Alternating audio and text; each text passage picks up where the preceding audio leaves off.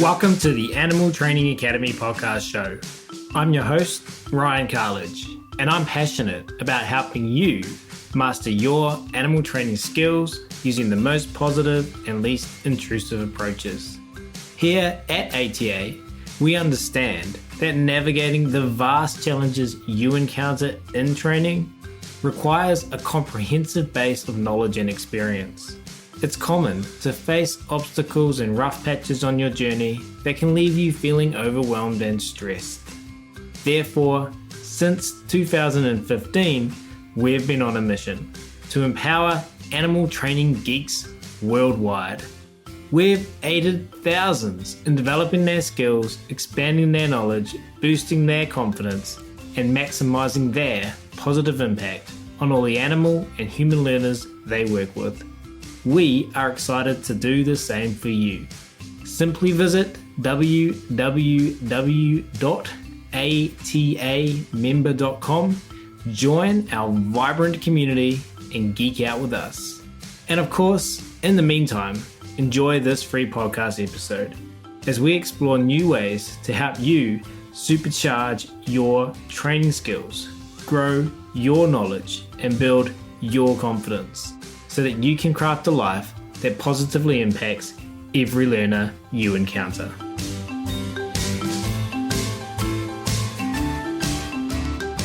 But we will start today's episode where I'll be talking to one Adam Skandarani.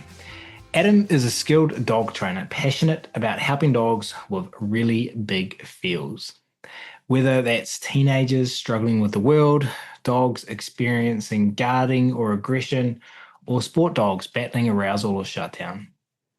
As a certified Control Unleashed Instructor and Karen Pryor Academy certified training partner, Adam blends science-based training with deep empathy and creativity, using reinforcement-based methods rooted in understanding each dog's unique needs. They are also a vocal advocate for inclusion and equity in the dog world, teaching in both Arabic and English and mentoring other trainers and competitors of colour. With experience across sports, behaviour and collaboration with veterinary professionals, Adam brings a rich, multifaceted perspective to every case, from competing in nosework and agility to helping reactive dogs thrive in sport. Adam's work is all about connection, compassion and skill building for both dogs and their humans. So without further ado, it's my very great pleasure to welcome Adam Skandarani to the show today, who's patiently waiting by. Adam, thanking you so much for taking the time to come and geek out with us at Animal Training Academy. Thank you so much, Ryan. It is my pleasure. I am so happy to be here today to talk to you and listen and gain some perspective as well as give some. So I'm excited for you, the listener, to join us, whatever you're doing when you're listening to this podcast. One of our community managers said they're going to be listening to the show on a dog walk today. So I know a lot of you walk your dogs or you're driving your cars to a client's house. Or you're like me, you're putting your 5-year-old daughter to sleep. So whatever you're doing, enjoy the conversation that follows. Let's dive in, Adam. And I love hearing about people's behavior odysseys, as I like to call them. So I was hoping that you could share yours with us and take us back to where you first learned about animal training, about positive reinforcement, about behavior science, and share some stories with us from your journey. Absolutely. I started as a hobby trainer in about 2012, training my first dog. She was a boxer by the name of Sansa. She was a pretty little brindle girl who just came from someone down the street, who was selling puppies. We didn't know about ethical breeding back then in my family, in my household. And she turned out to be the genetic mess that she was, but her temperament was super solid and she was a perfect first dog to learn with. And so she took me on my journey of learning about dog sports. She took me on the learning journey for behavior as well. So I started professionally training. I started shadowing a dog trainer at the facility that I was competing and training for agility at and competing in at. And we started doing puppy classes together. So I started assisting with puppy classes back in 2014, really. And I have been growing and learning ever since. Flash Gordon, my second boxer, he is the face of my business, the name behind it and everything. He is the reason why I got as nerdy and as deep into behavior as I have. He just was not answering to any of the very basic knowledge that I've had learning through Sansa. And I learned that although Sansa made me a very good basic trainer, she did not make me as great as I thought she did. And Flash instead tore me down, humbled me, and then built me right back up again to where I feel I am in a better position to help people now than I was prior to Flash. To share with us a little bit about Flash Gordon. Why were they? I mean, you just told us, but unpack for us a little bit more. I'd love to hear some stories about why Flash Gordon is the reason that, in your words, you got as nerdy as you did about behavior science. Absolutely.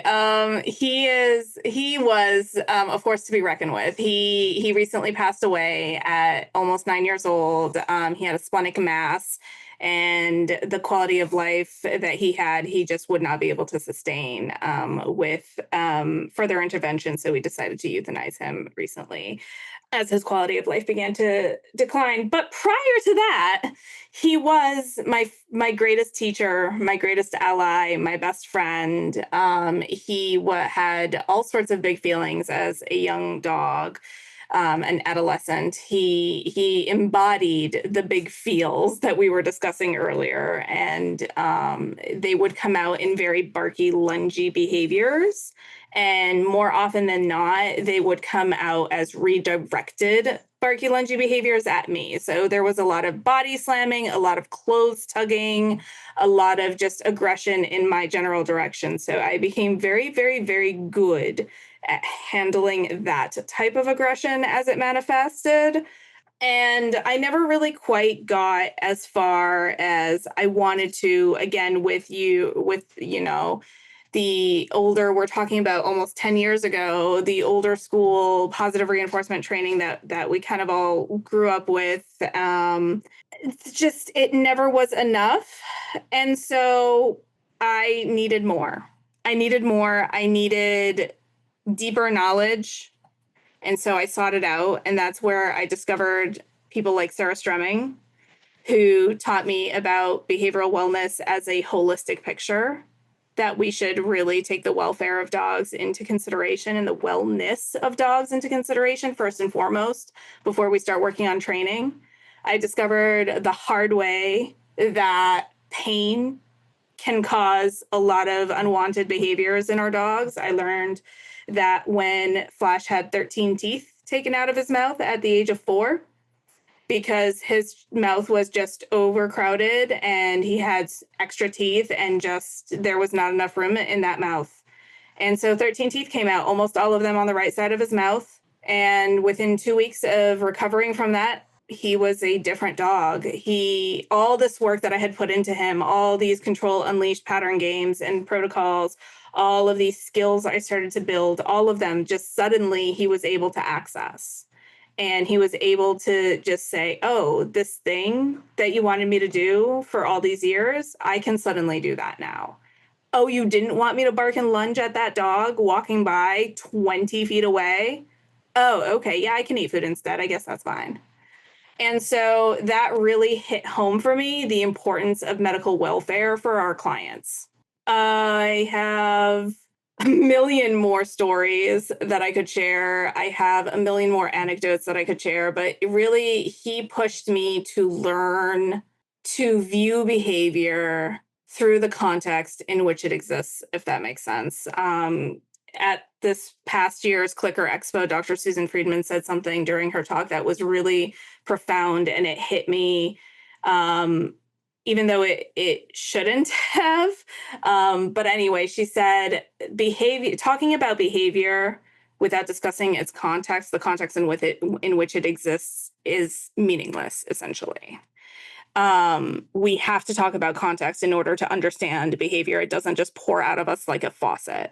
And yeah, exactly. And so that has allowed me to look back at a lot of Flash's behaviors, like hearing that, mulling that quote over and everything has allowed me to look back at his behaviors and the context in which they occurred. And I started to learn that maybe Flash's reactivity and his big feelings were not what I always thought they were. He was not actually an aggressive dog. He was a super hyper social dog who was not having his social needs met in an appropriate outlet, if that makes sense. And so it wasn't until, I mean, I know I just heard this quote now, but it wasn't until I started years ago being able to offer him that social outlet that he needed, that he was really, really able to start thriving. I did not see that as such a need that he needed until I started meeting it. Every individual is different, and that seemed to be something really big to him. And then hearing that quote and going back and mulling over this journey with him, I was really able to see how impactful that was. Most of his behaviors came from that need, and as that need became fulfilled, and as we addressed that real pain in his mouth, those two things together, in addition to teaching him all the skills that he knows or knew, helped really truly heal him of that reactivity that he was experiencing and displaying, and allowed him to just kind of go, oh yeah, there's no big deal. I don't need to make it known that I like this dog that is in front of me, or that I need them to go away, as the, situation told us. He just was able to just exist calmly in the world. And I think that was really important for him. What I love about our behavior odysseys is we unfortunately live longer than a lot of our learning partners and our teachers, our non-human ones. And so what a great honor to be sat here today, being able to learn from a teacher and a learning partner who are no longer with us. So let's dedicate this episode to Flash Gordon, and the lessons that you, the listener, are going to benefit from, based on the teamwork of Adam and Flash. I'm interested. I love this, talking about behavior without discussing the context that it exists in. Is a fruitless endeavor. Behavior doesn't just sprout from a faucet. It's something that I talk about a lot when working with green trainers or people a little bit earlier on in their journey, or even people a little bit later on in their journey, because we I think, can lose, not everyone obviously, but some of us can lose sight of how behavior works adequately. Adequately, appropriately. That is the name of Susan's business. Behavior works, but we can lose sight of that. We can lose sight of that because of the industry and conversations that happen within our industry, online, and in whatever communities we get involved in. We can lose sight of it because of our own narrative sometimes that we create about the behavior of our learners, about the narratives that we are invited into from our clients about their animals' behavior. And it takes discipline, I think, to navigate the complexity of the emotions that come with those narratives, both for ourselves and our clients. Respect that, allow people to have their space, to honor the experience they're having, but then also simultaneously stand with the science. Help us understand a little bit why, like, that particular Susanism kind of hits you seemingly at the right time with the right information. I mean, you might go back 2 years from now, listen to that same talk and take away something completely different. But for now, it was that. Like, what was it about that? Unpack that a little bit more for us. Yeah, absolutely. I was there to receive Sarah Stremming's knowledge and experience at that time that I received it, and I was able to help and grow from it. I got a very, very, very basic understanding and was able to then extrapolate from that and continue on. When I heard this particular Susanism, I love that term. I'm going to use it.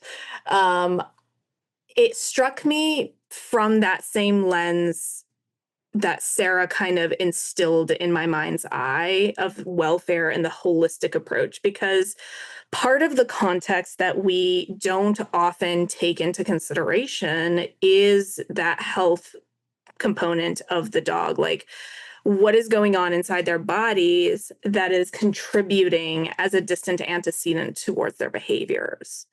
And sometimes we can see behavior as seemingly erratic and unpredictable when it makes perfect sense to the dog with what's going on inside a dog's body that we don't often have insight to without doing a lot of invasive tests and diagnostics to find out what's going on.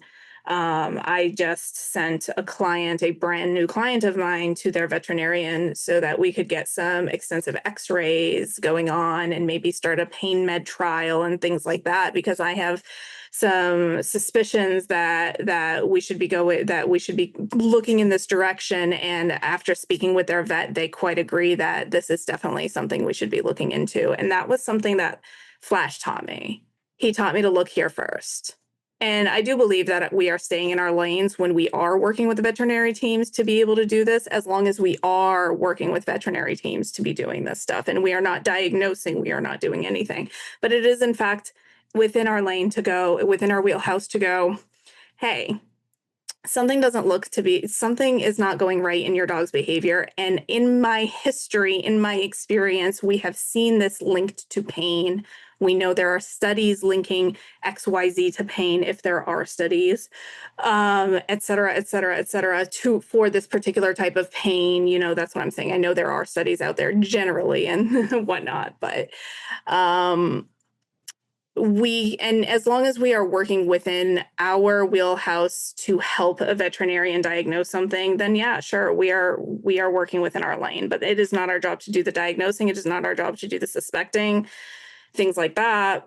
But we do have to look into it as a distant antecedent. And so that's kind of where it hit me there, of everything has context, including pain that is resultant of potential behavior that is resultant on potential pain. And just for the listeners, whom a large percentage of it, not everyone, but you, the listener, you might fall into this segment of our Animal Training Academy podcast listenership slice of the pie. You're out there working with clients, and your job, therefore, is to, in the perfect world, I know that before I say that, people are living in certain geographical locations where this becomes a little bit harder to do, and it can take time to build up relationships based on adding people to your air quotes team that not only have the expertise and skill to diagnose something like pain, but also that you, as an individual human learner, have a relationship, get along well with, and can work in a effective collaboration with. Just because someone's a behavior vet doesn't mean that you and them are a good team in terms of your communication styles, etc., etc. And so tell us with a flash of brilliance, Adam, your dog training business. Got that right? Yep. Are you out there working with clients with aggression? I'm working with clients who display aggressive behaviors, like their dogs display aggressive behaviors towards other dogs, and then also dogs who display aggression towards their own owners. Though that tends to be my wheelhouse. And you have this unique position in terms of having gone through what you went through with Flash. I'm assuming things about you, so let's check that my assumptions are correct. Like, you have let's do so. People in your network locally, behavior vets, Yes, veterinarians that you've built these relationships with, that you can lean on, that you can ask for help from. absolutely. And so the reason I ask this is because we have a lot of listeners, um, and I make this assumption again based on our membership, and within our membership, excuse me, we have online community, and within that online community, people can pose their questions. And I'd say one we get frequently is, I have this behavior issue and I don't know what to do. And our helpful community members will jump in and say, hey, you should likely talk to a veterinary, um, a veterinary professional who specializes in behavior. And the person might say, in my country, that's not something that's easily accessible, or we don't have one in our geographical area. And so one, there's that. And then two, it becomes really hard for the client because the client's like, yo, solve my problem. And Absolutely. I've got a high risk situation because this dog is using behaviors that we label as aggression to get what it needs. Um, but they don't understand the benefit of veterinary behaviorists. They've talked to their vet, and their vet's like, nah, it's fine. And no disrespect to those vets, but there's potentially missing that specialization. What do you have to say to the listeners in terms of navigating this? The listener might be in a place where you've got your team, that's great, but I know that there's a large proportion who haven't built that yet, or don't know how to communicate with clients who may put up some resistance to what our listeners can clearly see is a need for that perspective to either rule it in or rule it out.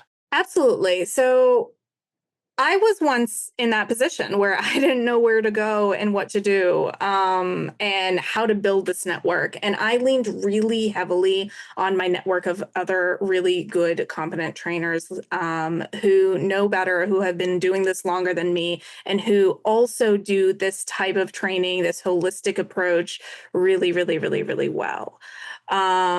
I lean on them and ask them for their opinions on people. I have asked Kiki Yablon for information on veterinary behaviorists that she trusts in the Chicagoland area, for example. I have a veterinary behaviorist in Maine now who I really like to talk to. I met at a workshop one day, and we just got to talking, and so now I really like who they are as a person. Our communication styles match up. I really love their wheelhouse of knowledge, and they are really, really well connected with other specialties within the hospitals that they work in, and then other places. So this one veterinary behaviorist is in Maine, and I send all my local people here in Massachusetts up there, within a 3-hour driving distance. Like I love being able to talk to her. I like sitting in on these sessions. If both the veterinary behaviorist and the client allow, I can sit in, I can zoom in and listen and hear what is going on. And if there is something that I can clarify on, I can do that if the time and space allows for it, things like that.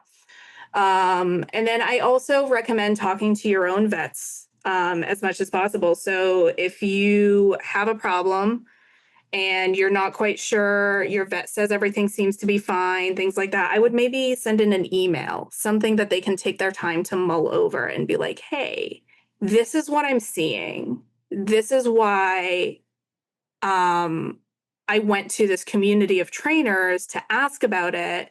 And this is why they seem to be saying to talk to a veterinarian about it. This is what we think we're looking for. What are your thoughts on that? If this is something you're not comfortable doing, do you have someone you can refer us to so that we can do some of these stuff? Usually, I have had really, really, really, really good luck with veterinarians, even those who don't always believe in what I have to say, as long as I am open, kind, making sure that I am staying in my lane and not being pompous about it, things like that. We are asking them to double check their work. It would behoove us to be kind about it. It would behoove us to be nice about it. And it would behoove us to be professional about it as well. So that is how I have built up my network, is by talking to my veterinarians, seeing what they have to say, listening to other veterinarians in like Facebook groups here and there and everywhere, listening to what other trainers in my cabinet, in my list of trusted trainers, see who they have worked with and really like, and utilizing my network of people. So if you don't have a network of people, it's time to build one, and I will be happy to be part of that network of people. And one other bit, and I'm thinking of a specific case now, which is why I want to push a little bit more, because I know that the individual I'm thinking of has a network. I mean, they've got, God, it could sound arrogant when I say this, but I don't mean it like that. They've got me, and therefore they've got access to Animal Training Academy, and therefore they've got access to community. And still, they're dealing with a client who's, excuse me, is resistant to exactly what we're talking about, getting a pain med trial, for example, going, and the individual non-human learner in question might be euthanized because of behavior issues. And this is a large emotional toll on this trainer. And we all know that this is a hard industry to navigate in, whether you're a dog trainer, especially if you're a veterinary professional, whether you work in the zoo context. There's so much more to dog training and animal training than training. One of those is dealing with situations like the one I've just described. So that's going to be part of it as well. Do you have anything to share on that component of this issue we're talking about? Yeah, I'm curious. Is it the client themselves that is opposed to checking things out medically, or is it their veterinarian? So that is where I would parse things out a little bit. My understanding of the situation, which may be wrong, and if you're listening to the show and you think, oh, maybe Ryan's talking about me, personally appreciate that we have a great relationship and that I can do that. Secondly, my understanding is that, and I say this, all of that, because maybe I don't have the exact details correct, is that the veterinary has been consulted. The veterinary is not somebody who, within our New Zealand framework, has that behavioural specialist component of their the products that they offer, basically, or the clinic that they work in, whatever it might be for this individual. And therefore, this person, without having that credential within the New Zealand region, which is different than other parts of the world, has said everything's okay, right? And so there's the suggestion that that's great, but there's potential value in bringing in other professionals who do have this credential, and that's where the friction is. Does that make sense? Yeah, it makes a lot of sense. And I'm wondering if we can get curious with the veterinarian on hand and ask if they would be willing to do a vet to vet consult, for example. That might be something that we could work on, and they can communicate with a veterinarian somewhere in the world over via Zoom, Google Meet, somehow, to just have a discussion about the case about this dog, have a consultation, and just go to town, see what this professional who does have the credentials might show that they need. Hey, we could be using an X-ray, we could use an MRI, we could use all of this. And then if that stuff is available for the client or for the veterinarian to help with the client to get, that would be the ideal world. And sometimes, unfortunately, we just live in situations that aren't the ideal world. I know I myself will be soon dropping this bombshell on this podcast when I haven't even mentioned it to the world yet.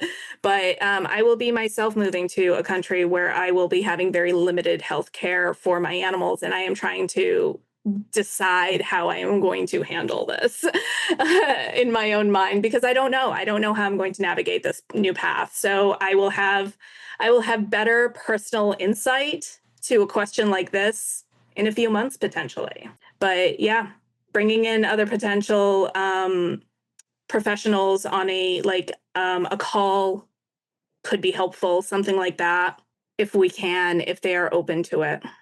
Yeah, and I just want to a thought just crossed my mind, and I think it's an important one to add in, and I would invite your perspective or any thoughts you have on this is for that individual, or if you're the listener of the show, might find yourself in similar situations. And I'm sure if you do this long enough, you will find yourself in situations that share at least some similarities with what we've just talked about. the importance of looking after yourself in that space. So just wanted to add that and invite any comments from you before we move on, Adam.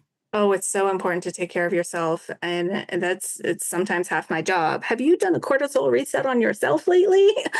I think finding balance is where it's really at. So I am from the Middle East. I am a Muslim, and one of the teachings that we have been raised with, at least that I have been raised with, is that the greatest of two nations is the most moderate between them. And what that just means is moderation is key, balance is key, all of that is key, including in all aspects of life. And so if we are getting to the point where we are burning ourselves out to care for our dog, to the point where we are unable to recover from that, that's not okay either.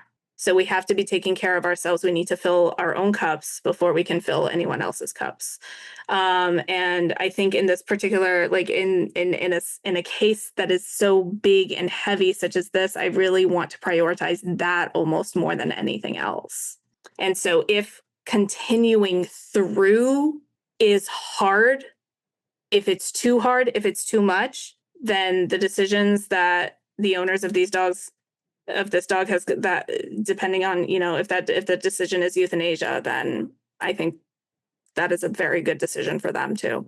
It's so hard to make, it's so hard to do, and it's not my place to say one way or the other, obviously. So Yeah, we had Juliana D. Williams on the show. nice. That will be, depending on when they get released, they might be the episodes previous to this, or they might be coming out after. But we talked about therapy, and she bravely shared that she went to therapy. And that just floated into my mind as you were talking then, the benefit of therapy. I feel like we all need therapy. Oh yeah. Oh yeah. Therapy helps me every single day in every aspect of my life. And I actually speak with someone on a less regular basis now, but for a while there on a fairly regular basis, who specializes in dogs and feelings around dogs and stuff like that. Her name is Andrea Harrison. She's based in Canada. She does a lot of work with kids. She does a lot of work with people and their feelings. She does a lot of stuff like that. And I first took a course with her through Fenzi Dog Sports Academy called Love the One You Are With. And it was hard. It was the hardest dog training course I've ever taken, and it was basically therapy. And I learned to accept Flash, who is the dog I took it with. I learned to accept him for who he is and meet him where he's at instead of wishing him into being someone else. I took the teachings from that course and I pass them along to my clients. I am a huge fan of the Burnout book by the Nagoski sisters. That has been a huge help for me. I also try to implement it with my clients. I think closing the stress cycle and being aware of those stress cycles and how emotions can run through us is really, really important. And I think the Nagoski sisters do a really good job of describing those things in very digestible ways for the average person. So I really lean heavily on that book. Amazing. I haven't heard of those people in that book before. So thank you for that.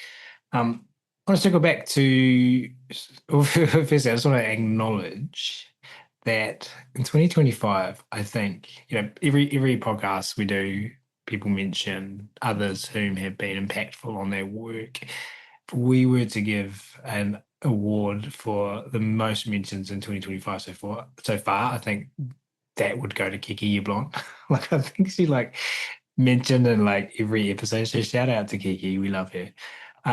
Go Kiki. The other thing you mentioned that was really important that you learned from your time with Flash, of the million stories you could tell, was meeting his needs in an appropriate context. Do you want to talk to that a little bit more, what you mean by that, and what that specifically looked like?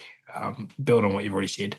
What that specifically looked like for Flash? Yeah, so specifically his social needs, that is something that I spent the longest time parsing through what that looked like for him. He started his life out. I was a dog walker when he came into my life, and I also ran through that same company. I helped run a play group, and so it was all our dogs in our own private dog park.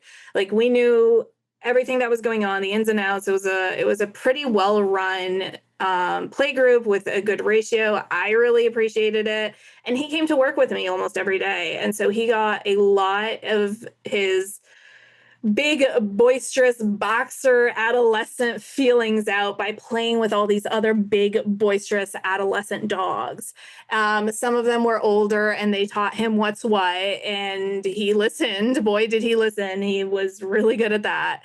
And he also got to play with a bunch of young dogs just like him. And he ran and he ran and he played, and he never learned what it looked like to just take a break.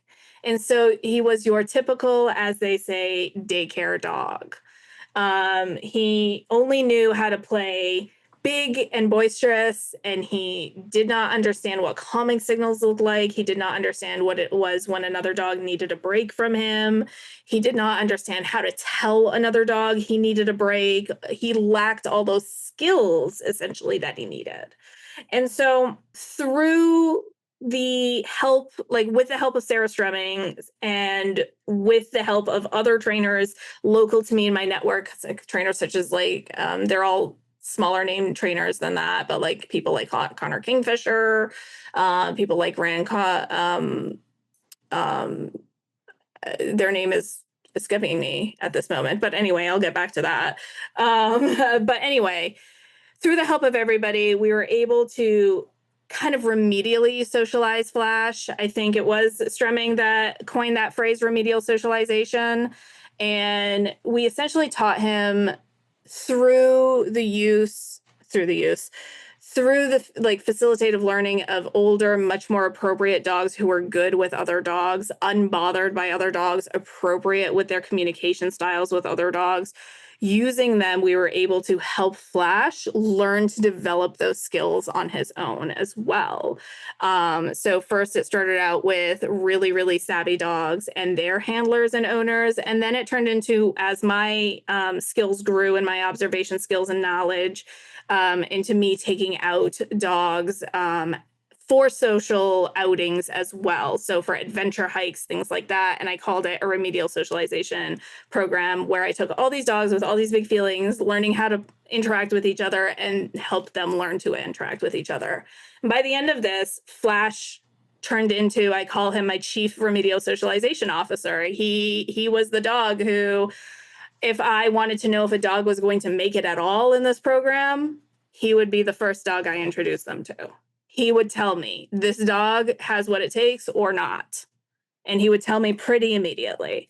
He was very good at just sizing them up in that moment. I remember one day I brought a Shiba Inu to our group for the first time ever, and she was such a kitty cat. I loved her. And he was so excited to meet her because he loved this particular group of dogs. He loved how boisterous and how energetic they were. And he ran right over to the Shiba, got right up to her, took one look at her, and backed away slowly. He knew that she did not want to be messed with, and he did not bother her. And he, in fact, helped facilitate other dogs not bothering her. So if he saw two dogs playing, getting a little too close into her space, he would kind of come in between them a little bit and create space, give her an opportunity to move away. He did a lot of really good looking out for the group that I didn't know how to do on my own. And it was only through watching him do it that I was able to, figure it out for myself and learn how to do it, if that's really cool. So that's what I mean when I say like he was one of my greatest teachers. A lot of the stuff that I know is truly just because watching him helped me understand what I was seeing. It sounds like a amazing journey. So thank you for allowing us that window into, what can't adequately help us understand the journey you guys have been on together, but give us a small window into it. In your work now, how much would you say, and I want to talk about this a little bit, and exciting opportunities that are coming up that are linked to this in some capacity? Your Karen Pryor Academy certified training partner, having been through that program myself, I therefore appreciate the level of skill and competency and knowledge that you have. You're also a certified Control Unleashed Instructor, and I say that with great admiration and excitement about that program and wanting to engage in it in the future myself. Can you share a little bit with our listeners about what being a certified Control Unleashed instructor involves? Absolutely. So that just means Leslie McDevitt oversaw my work and saw that I know what I'm doing in terms of understanding and teaching the pattern games and other core concepts of Control Unleashed to other people, to a group of people, and also to dogs. So I was able to demonstrate that for her to certify me as a Control Unleashed instructor. I'm also one of the TAs for this program. So I help mentor people who are coming into the program to become certified. And what that involves is just reviewing video, asking questions, understanding depth of knowledge, sending them in the right direction if they need a little bit more work on this particular thing or another, things like that. And how this applies in my work is that having worked under Leslie and working with her so closely, I work with her on a regular basis. I am able to take the concepts, ask her the questions. I'm very glad that I have that access to her to ask her, like, what were you thinking when you created this particular thing? And then I can get the core concepts from those games, the core key components of them, and then apply them elsewhere. So that is how I used requested approach training, RAT, to help Flash navigate the trial environment when he decided that the crating areas were a little too rough on him. And it was hard for him to walk that gauntlet of crates barking at him and everything. So we started using requested approach training.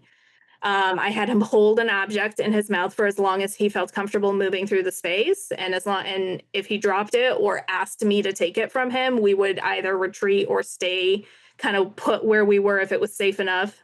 But he always knew as long as he was carrying that thing, he was headed to his crate. And in his crate was a snuffle mat. And so he said, I can do that. And so that's how I started out with Control Unleashed, was using this, at the time, very new concept. I think this was back in 2019, pretty new concept of requested approach training to do this fairly complex piece of behavior work with him in terms of the crating areas and trials. I like using Control Unleashed as both management and a kind of operant counter conditioning protocol or tool. I love using them when I am stuck literally stuck in a place and I cannot move, for triggers all around me and my dogs. I like throwing in an up-down pattern game, for example. I like throwing in a 1, 2, 3 to help dogs get through scary situations. I have done a webinar twice now for Clean Run called See You and the City, Control Unleashed in the City. And it's all about how I used Control Unleashed to help Flash, who was terrified of the city, learn to feel more comfortable in his own skin. Never got him to poop in the city, but I got him to pee in the city, and that's a huge accomplishment. I'm actually going to be, I work so closely with Leslie, I'm going to be working with her in the future again. I'm currently working with her on a project that we are going to be presenting for everyone at the Aggression in Dogs conference in Charlotte, North Carolina, later this year in late September.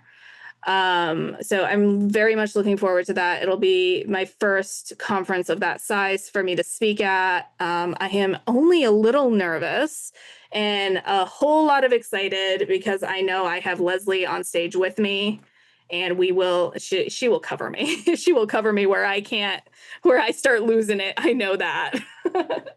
But we are excited to bring topics to you that have been near and dear to our heart in this past year. We will be talking about decompression cues and kind of more functional reinforcement, and how to, include Control Unleashed in some of that, and how we can make it look a little bit different for different dogs and help them just enter a calmer state of mind. Well, congratulations on that. I mean, when you say it'll be my first conference of that size, I would hazard to say it's one of the North America most well, with regards to our audience. I'm just, again, this podcast listeners, I hypothesize who you are because I don't know you personally. I wish I did. That'd be amazing.